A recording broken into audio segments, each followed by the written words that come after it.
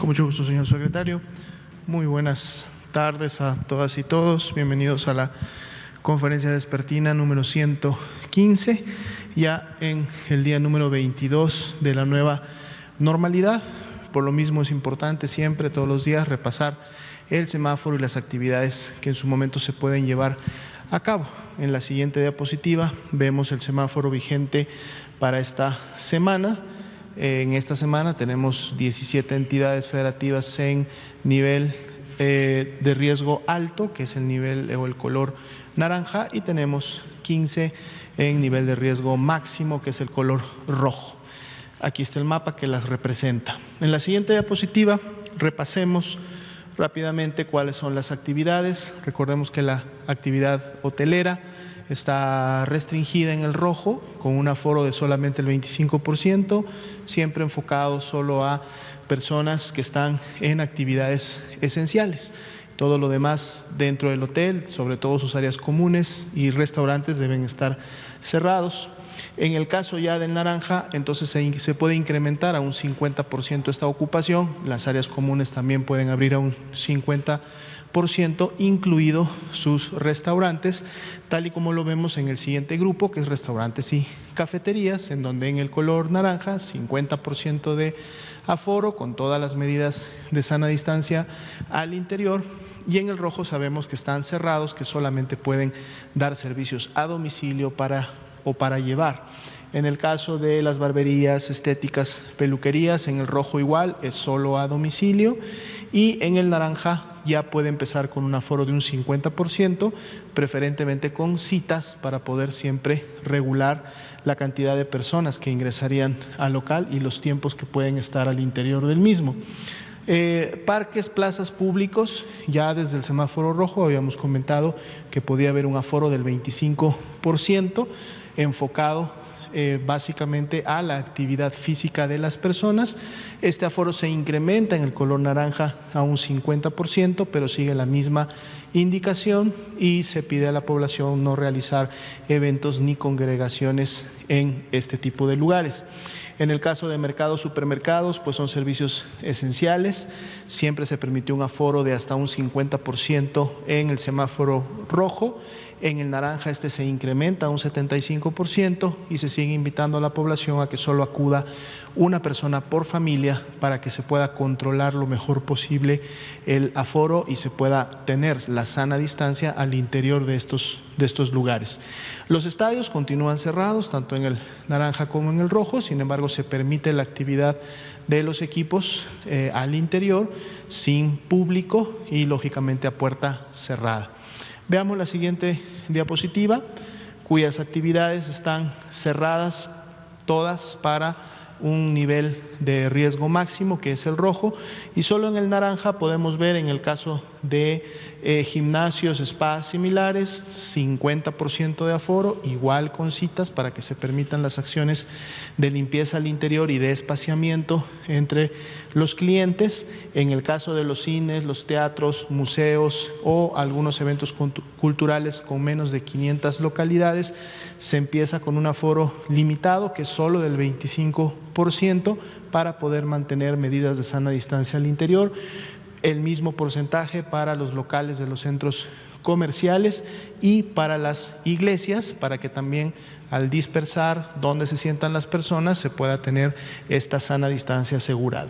En el caso de conciertos, eventos masivos, bares y similares, en ambos niveles de riesgo, es decir, para las 32 entidades federativas, este tipo de actividades todavía se deben de mantener cerradas.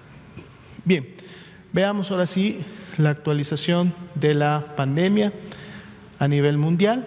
Aquí en la primera diapositiva seguimos viendo que las proporciones de lo que representa la pandemia activa, es decir, las personas que han iniciado con signos y síntomas en los últimos 14 días, continúa manteniéndose estable y lo vemos ya así casi hace 2 semanas.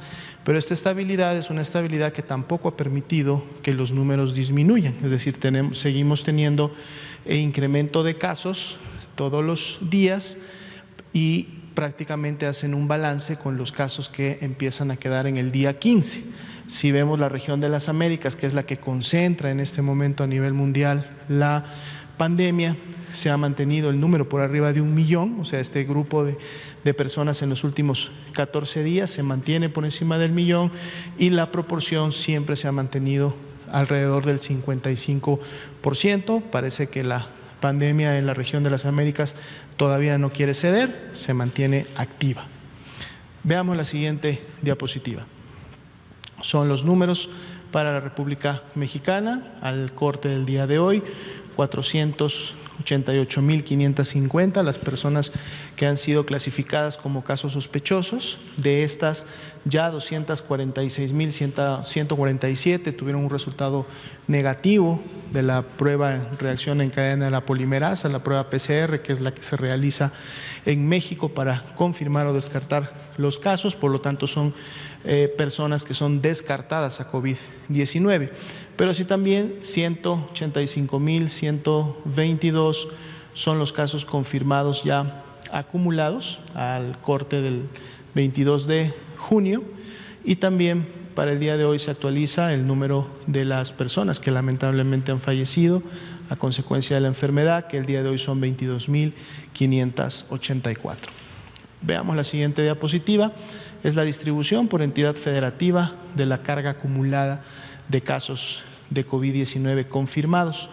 Siempre hemos tenido a la Ciudad de México y al Estado de México con una cantidad importante, recordando siempre que son, además de los estados que iniciaron, que tuvieron los primeros casos confirmados y que por sus densidades poblacionales tuvieron una transmisión importante, sobre todo en las últimas semanas. Lo siguen Tabasco, Veracruz, Baja California y Puebla, que tienen por encima de los 7,000 casos ya acumulados hasta el momento. Veamos la siguiente diapositiva, que son los casos activos. Los tenemos en dos grupos: los activos que ya han sido confirmados, los activos que aún son sospechosos, y los vemos también distribuidos por entidad federativa. En el color rojo oscuro, que está pegado a la base, tenemos los activos confirmados, los que ya tienen un resultado de laboratorio positivo, y en las barras superiores, que son las de color naranja claro, tenemos la distribución de estos 35.710 activos que todavía son sospechosos, están esperando un resultado de laboratorio, y como pueden ustedes ver en el tamaño total de la barra, o sea, si vemos el tamaño del rojo más el naranja claro, pues habrá muchas entidades federativas que tienen más casos activos y que por lo tanto representan mayor actividad en los últimos 14 días que las que solamente han confirmado casos como tal, y ahí podemos ver claramente cuáles serían estas entidades federativas. Veamos la siguiente diapositiva. Es la distribución de las defunciones que hasta el momento se han confirmado, así también como las que aún se encuentran pendientes de un resultado de su prueba de laboratorio. Estas 1.874 defunciones sospechosas, pueden ustedes notarlas en el color naranja claro, y vemos que su distribución es en el tiempo, prácticamente en el último mes y una semana. Y estamos aún todavía esperando su clasificación final, es decir, que se confirmen o que se descarten, sabiendo que en base a los porcentajes de positividad, entre un 40 y un 50% de estas, dependiendo de la semana donde se encuentren, podrán ser también confirmadas. Veamos la siguiente diapositiva, que es la distribución por entidad federativa de la carga acumulada de las defunciones, también con la expectativa en color naranja claro, de donde todavía pueden incrementarse las mismas cuando su resultado se confirme. Si vemos la siguiente diapositiva, es la distribución de las defunciones que se notificaron al corte del día de hoy, no que ocurrieron en las últimas 24 horas, de hecho esto lo podemos ver claramente en las barras pequeñas de color azul que están sobre las barras de color marrón oscuro. Esa es la distribución de las defunciones que el día de hoy aparecen o se suman a la estadística de las personas que lamentablemente han perdido la vida. Podemos ver una distribución que prácticamente es similar a la que vimos en la curva previa con el color naranja claro, que son precisamente las defunciones sospechosas. Si vemos estas 759 en la siguiente diapositiva, cómo están distribuidas en función de su institución donde recibieron la atención y notificaron, que sería la siguiente diapositiva, vamos a ver cómo están precisamente distribuidas en el tiempo. Todavía hay un buen grupo de estas defunciones que ocurrieron en el mes de mayo, como lo veíamos ayer.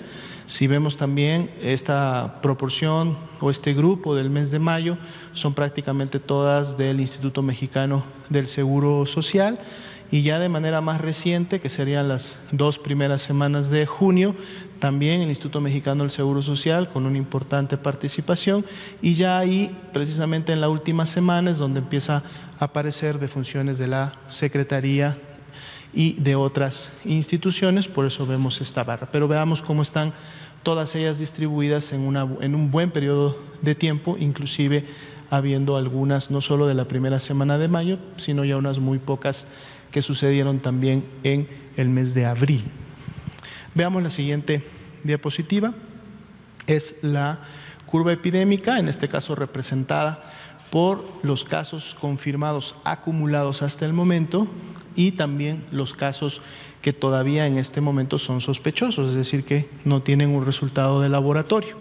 Cuando los vemos así, pues vemos una tendencia ascendente clara cuando sumamos los dos grupos de colores. Sin embargo, recordemos que de estos casos sospechosos, es decir, de estos que están en color naranja claro, no todos son casos confirmados o no todos son casos de COVID.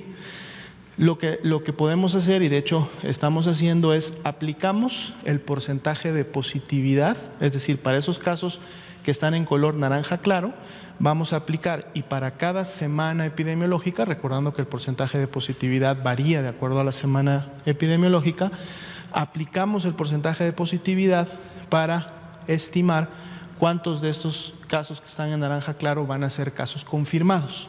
Y entonces cuando hacemos eso obtenemos la siguiente diapositiva, que es precisamente la curva epidémica estimada. Es decir, esto es lo que realmente podríamos estar teniendo.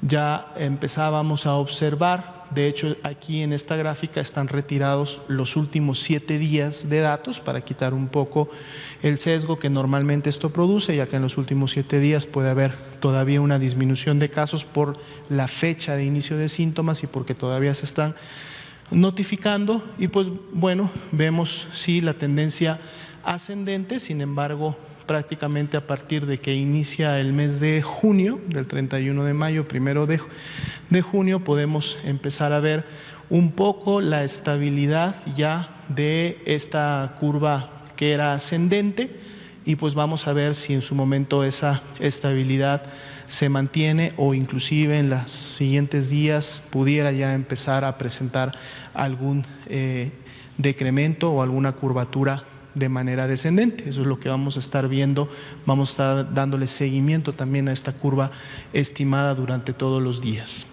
La siguiente diapositiva es la misma curva estimada, nada más que tiene una representación en línea y puntos para poder notar precisamente esto que estamos observando prácticamente ya un poco más consistente durante todo el mes de junio, sabiendo que esta es prácticamente la última semana completa que vamos a tener del mes. Ahí podemos ver con un poco más de claridad cómo esa tendencia ascendente empezaría como a estabilizarse, recordando además que esta es la curva nacional, o sea, es la suma de todos los casos que en su momento se han confirmado en las 32 entidades federativas. Entonces vamos a dar un buen seguimiento a esta curva para ver cómo se sigue comportando en los siguientes días. La siguiente diapositiva viene a ser la distribución de esos casos que están aún sospechosos, solamente los que están aún sospechosos por entidad federativa, y además agregamos en cada una de las entidades federativas dónde se encuentra la mayor carga de estos casos aún sospechosos, es decir, en qué institución. Y es algo que vamos a estar también monitoreando. Vemos que son 3 los estados que tienen 4,000 o más casos aún sospechosos por clasificar y que por lo tanto estarían a la cabeza de esta estadística. Serían el Estado de México, la Ciudad de México y el Estado de Sonora. Vamos a ver cómo esto se va resolviendo y atendiendo en los siguientes días para poder seguir contando con más casos confirmados. Veamos la siguiente diapositiva. Nuestra carga acumulada de casos confirmados, 2.5%, fue el incremento en las últimas 24 horas. Recordemos que estamos en día lunes, ayer fue domingo, día inhábil, por lo tanto siempre vemos durante el fin de semana y los lunes una disminución. Vamos a ver mañana martes si esto se mantiene o qué tendencia podría llevar. Y pues fueron 4.577 de todas maneras los casos que se notificaron como confirmados o que su resultado se emitió en la plataforma en estas últimas 24 horas. Veamos ahora el grupo de diapositivas que nos demuestran la ocupación y disponibilidad hospitalaria. Prácticamente no ha habido una variación importante, aunque la ocupación de camas generales disminuyó un punto porcentual, 44%. En el caso de las camas con ventilador se mantiene prácticamente similar, 38%. Tuvimos un porcentaje de notificación del 95% de ahora estas 890 unidades, que ahorita vamos a ver también en su curva correspondiente cuál fue el incremento.